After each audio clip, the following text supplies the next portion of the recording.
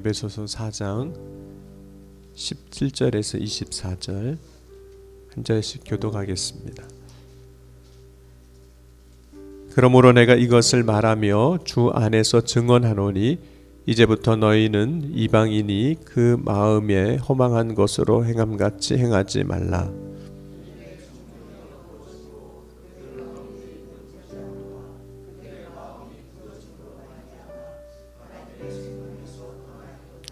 그들이 감각 없는 자가 되어 자신을 방탕에 방임하여 모든 더러운 것을 욕심으로 행하되 진리가 예수 안에 있는 것 같이 너희가 참으로 그에게서 듣고 또한 그 안에서 가르침을 받았을진대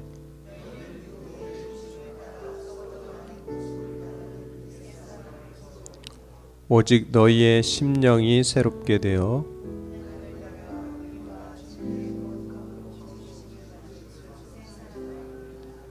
아멘. 시간 정성호 장로님, 김미자 권사님 감사함을 드렸습니다. 기도하시겠습니다. 사랑해 주님 감사합니다. 오늘 이 아침에도 주의 사랑 안에 거하게 하시고자 우리를 택하시고 먼저 주님 앞에 나와 예배하며 찬송과 영광 돌리게 하여 주시니 감사합니다. 오늘 예물을 드립니다. 예물들의 손길을 기억하시고 주의 사랑과 능력 안에서 늘 기쁨과 감사가 넘치는 복된 삶으로 세워 주옵소서. 또한 오늘 이 아침에 바라고 소망함으로 주님을 찾고 구할 때 주께서 친히 우리의 부르짖음에 응답하여 주실 줄 믿습니다. 응답하여 주심으로 연약한 육신이 강건하게 하시고 우리 인생에 막혔던 것이 열리게 하셔서 주 안에서 형통함을 누리게 하여 주옵소서. 오늘도 주의 말씀을 들을 때마다 생각나게 하시고 깨달아 알게 하시고 또 주의 말씀으로 친히 이끄시고 인도하여 주실 줄 믿습니다. 오늘 이 새벽에도 약속하신 성령을 각 사람 가운데 충만하게 부어주사 역사하여 주옵소서. 능히 주님께서 이루어 주실 것을 믿사오며 사랑이 많으신 우리 주 예수 그리스도의 이름으로 감사하며 간절히 기도하옵나이다. 아멘. 네, 우리가 믿음으로 살아가고자 할 때 해야 할 일 중에 하나가 선택이라는 것입니다. 어저께처럼 우리가 살아갈 것인지 혹은 오늘 우리가 새롭게 살아갈 것인지 이전처럼 살아갈 것인지 아니면 믿음 안에서 말씀을 따라 살 것인지 선택을 하는 이제 때가 옵니다. 그런데 우리가 어떤 것을 선택을 하려면 그 선택의 기준이 있어야 하는데 그 선택의 기준은 다른 사람들이 어떻게 선택하느냐 하는 것은 결코 아닙니다. 다른 사람들이 어떻게 선택했느냐 하는 것이 우리가 어떤 선택을 하게 될 때 참고가 될 수는 있습니다. 그런데 정말 우리가 선택할 때 그 기준은 믿음이어야 합니다. 왜냐하면 다른 사람이 선택할 때 그들이 선택한 것이 실제로는 허망한 것이 될 수도 있거든요.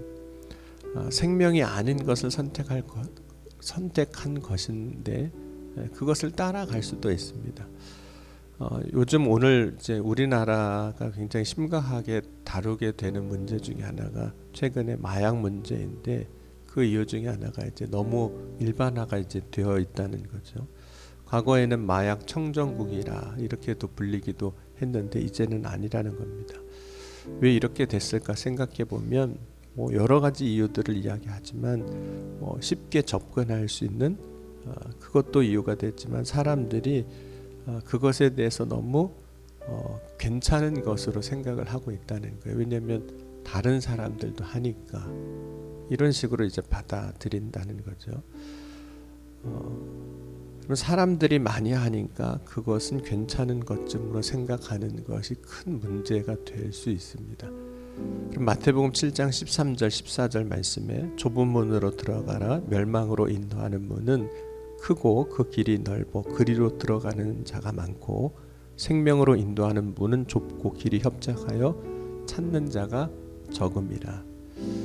많은 사람이 간다고 해서 그 길로 가면 멸망의 길로 가게 된다 말씀하고 있습니다. 그러니까 많은 사람이 간다고 해서 그것이 우리의 선택의 기준이 될 수는 없다는 거죠. 그런데 왜 사람들이 가는 길을 이제 따라가게 되는 건가? 그 이유를 오늘 에베소서 4장 18절에 이렇게 말씀을 하고 있습니다. 그들은 총명이 어두워지고 그들 가운데 있는 무지함과 이렇게 말씀합니다. 사람들이 많은 것을 아는 것 같고 또 안다고 하지만 실제로는 무지하다는 거예요. 영적으로는 무지한 겁니다. 그래서 멸망의 길을 선택하게 되는 겁니다.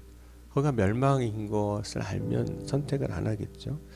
그런데 무지함만 있는 것이 아니라 18절 이후에 계속 말씀을 보면 이렇게 말씀하고 있습니다. 마음이 굳어졌기 때문이라.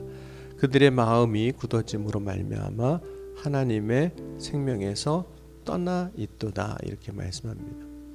여러분, 하나님은 지금도 모든 역사 안에서 말씀하시는 분입니다.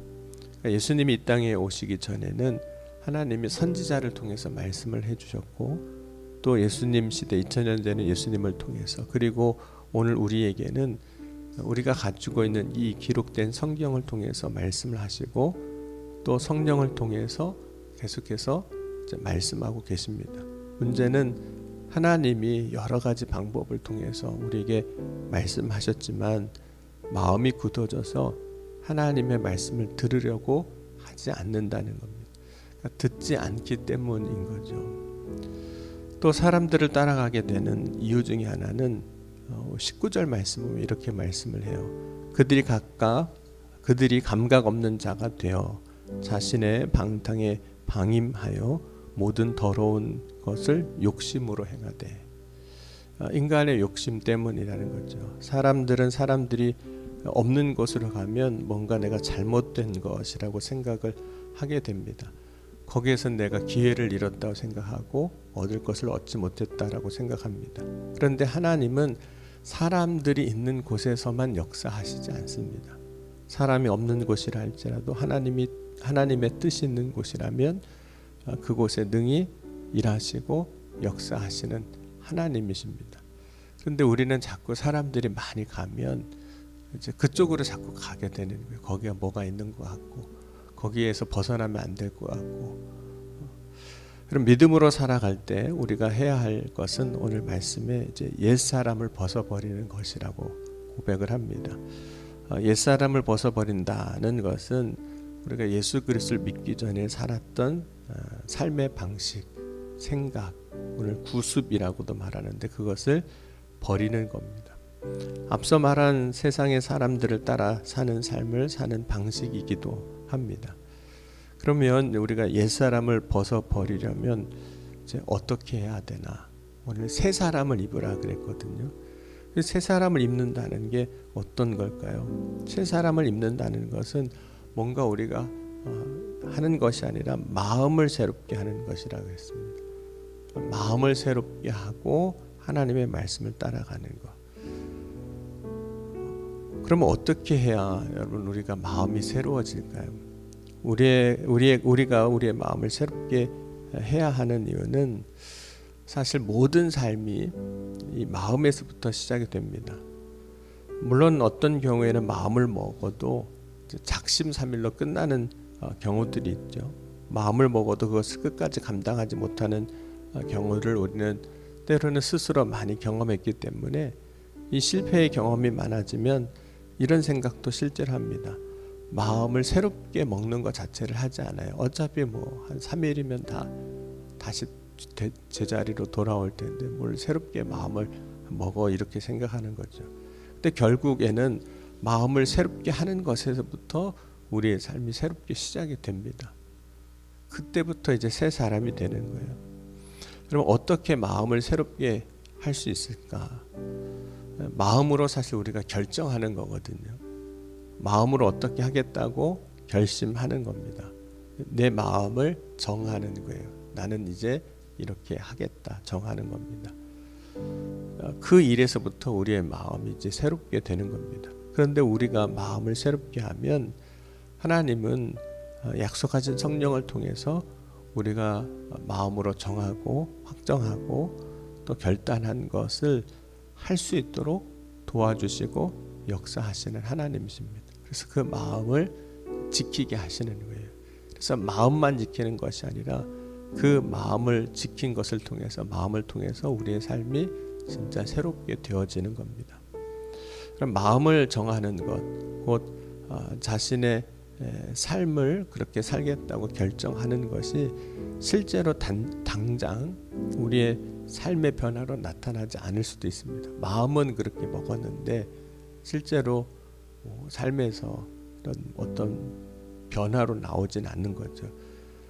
그런데 결국에는 마음을 정하면 그 삶, 그것이 우리의 삶을 결국에는 하나씩 바뀌게 만듭니다.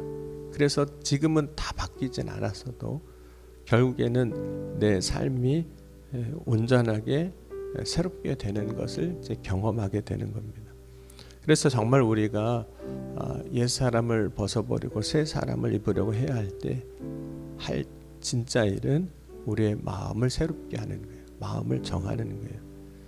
그리고 그것을 날마다 매일 정하는 게 필요합니다. 날마다 확정하는 거예요.